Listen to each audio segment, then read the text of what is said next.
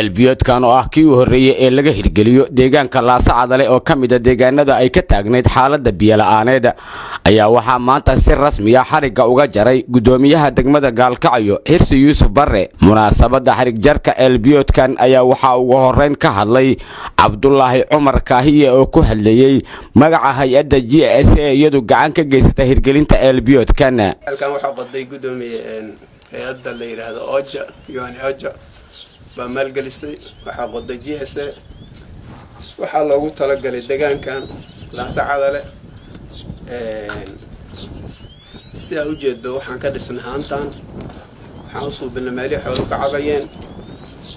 2 qol solar baa lagu rakibay oo siin haya biyaha waa ku soo dhow waxaan kale oo kugu tixgelinaynaa si gaar ah Xirsi ahaan inaan codsigii koobaad adigu noo keentay oo aad lahayd ceelkan proposalkiis maanta codsigaagii oo fulay alxamdulillah saacadan laga bilaabo inaan ku u diyaarnahay inaan deegaanka ku wareejino si gaarana gudoomiyaha iyo madaxda kale hortooda aan ayaka u dhibno ceelka mas'uuliyadiisa iyo kuna deegaanka ku wareejino. gudoomiyaha deegaanka Laasacadale Axmed Cabdullaahi Cilmi Gownax ayaa isna sheegay in ay baahi weyn u qabeen ceelbiyoodka isagoona uga mahad celiyay mas'uuliyiinta maamulka degmada Gaalkacyo ee Galmudug. isuduwaha wasaaradda biyaha iyo tamarta Galmudug ee gobolka Mudug Axmed Xasan Faarax ayaa isna sheegay ceelkan wuxuu naga kaabi doonaa in badan oo baahiyo aan qabnay oo ka mid tahay deegaanada ku heerarsan magaalada Gaalkacyo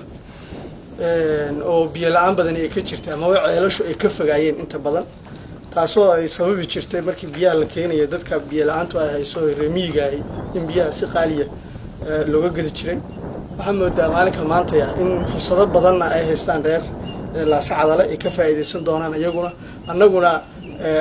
dhankayaga aan uga faa'iideyn doono.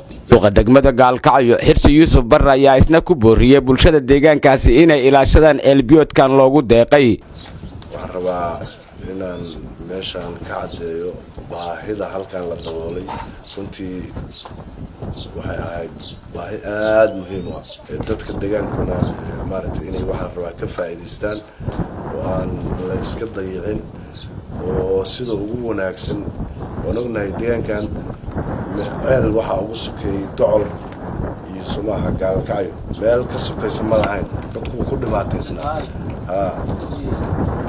dhibaataysnaa meeshan marka waxa la dhigi karaa waa baahi maaragtay aad iyo aad meesha loo baahnaa la dhigay.